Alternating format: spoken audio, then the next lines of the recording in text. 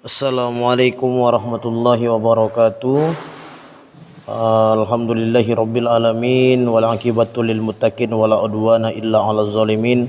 Allahumma shalli wa sallim wa barik ala sayyidina Muhammad wa ala alihi wa ashabihi ajmain, amma ba'du.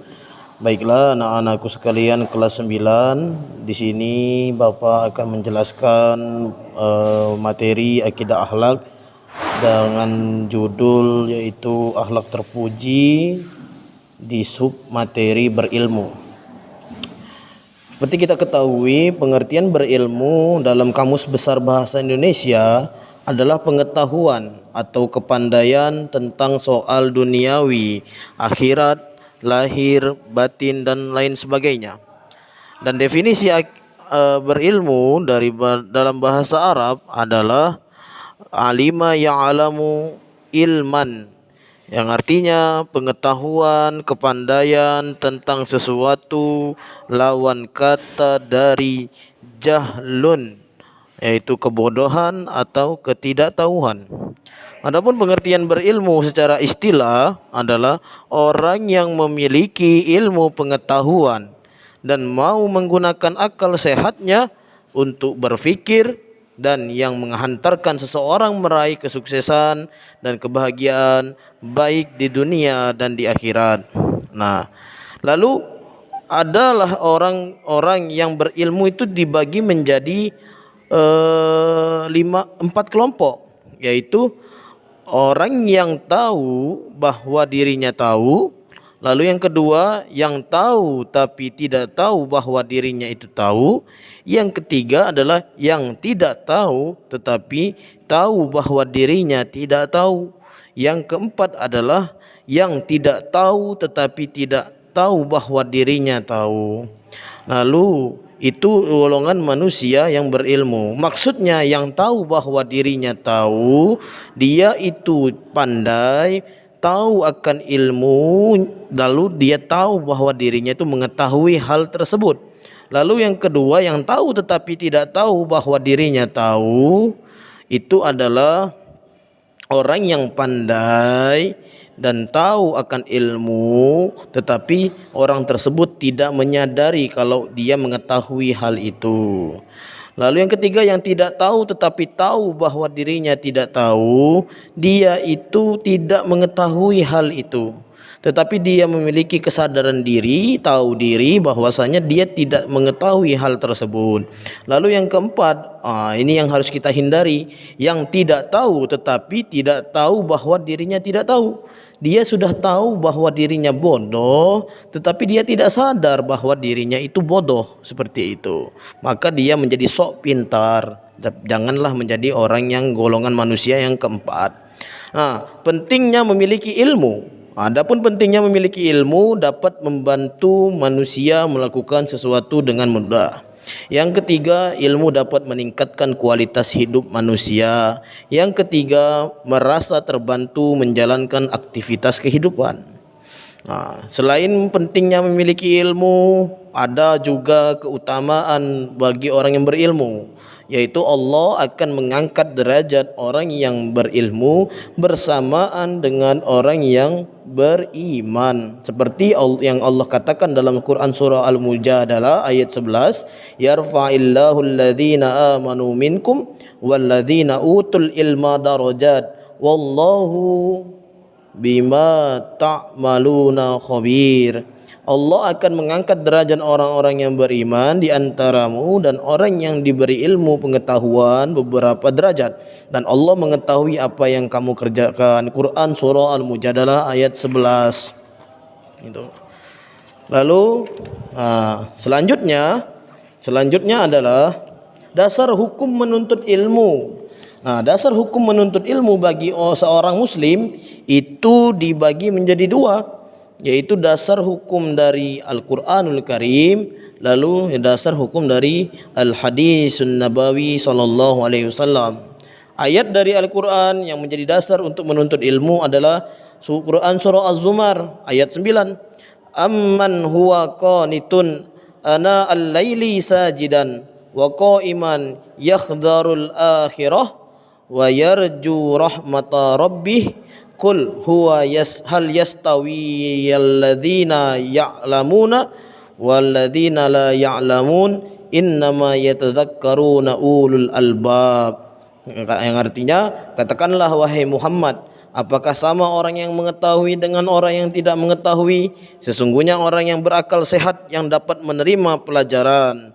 Quran surah Az-Zumar ayat 9. Dalam artian di sini adalah maksudnya adalah bahwasanya penting dan wajibnya menuntut ilmu karena memiliki perbedaan antara orang yang bodoh dan orang yang berilmu. Orang yang bodoh jauh dari rahmat Allah sebab dia tidak memiliki dan tidak mau mencari tahu, karena ada perbedaan di situ. Hal yastawil ladzina ya'lamuna wal ladzina la ya'lamun.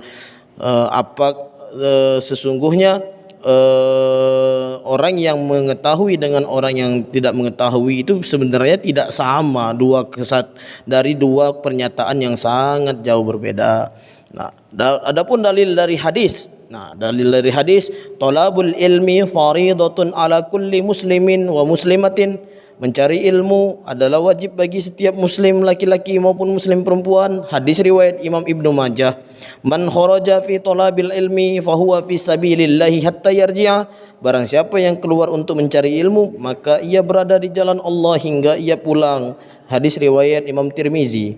Di hadis pertama tentang kewajiban menuntut ilmu, jelas di situ hukumnya wajib, fardun. Fardunnya adalah fardun ain, bukan fardu kifayah. Sebab menuntut ilmu tidak bisa digantikan oleh orang lain. Harus dari kesadaran diri sendiri bahwasanya kita sebagai umat muslim itu wajib menuntut ilmu.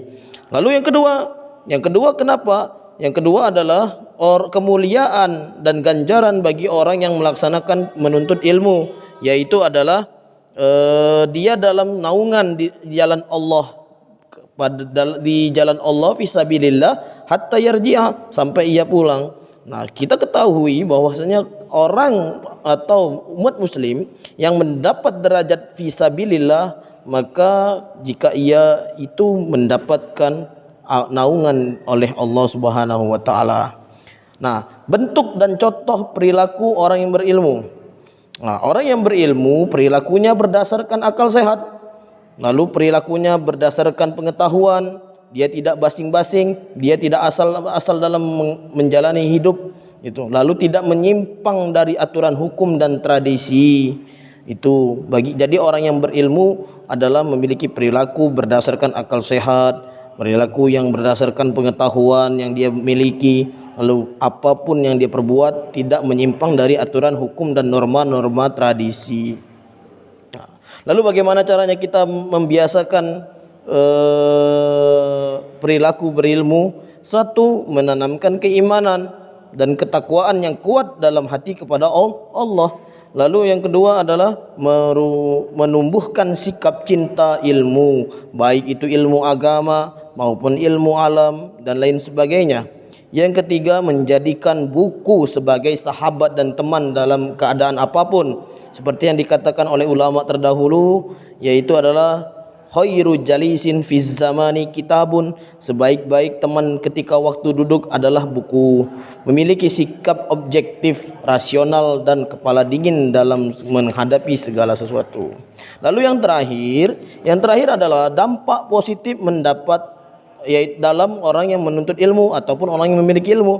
Dampak positifnya adalah mendapat tempat dan kedudukan yang terhormat, dapat membedakan mana yang benar dan mana yang salah, hidup dengan ringan dan penuh kenyamanan, dapat menghindari berbagai kesalahan dan perbuatan buruk ataupun yang lainnya.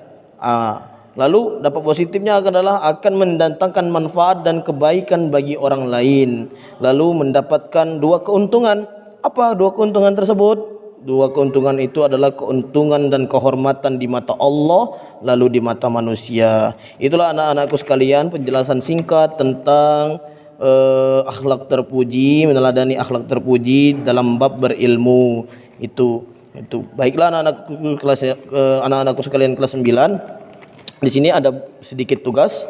Tugasnya adalah satu, Nah, coba anak-anakku sekalian jelaskan apa maksud dari golongan manusia yang berilmu. Ada 4 poin, itu manusia yang berilmu itu ada 4 golongan. Nah, coba anak-anakku sekalian jelaskan maksud dari 4 golongan tersebut. Lalu tugas yang kedua adalah jelaskan ayat Al-Quran surat Az-Zumar ayat 9 tentang hukum menuntut ilmu. Lalu hadis Nabi SAW yaitu dari hadis Ibnu Majah dan hadis riwayat Imam Tirmizi tentang menuntut ilmu. Itu saja tugasnya. Baiklah, itu saja dari saya.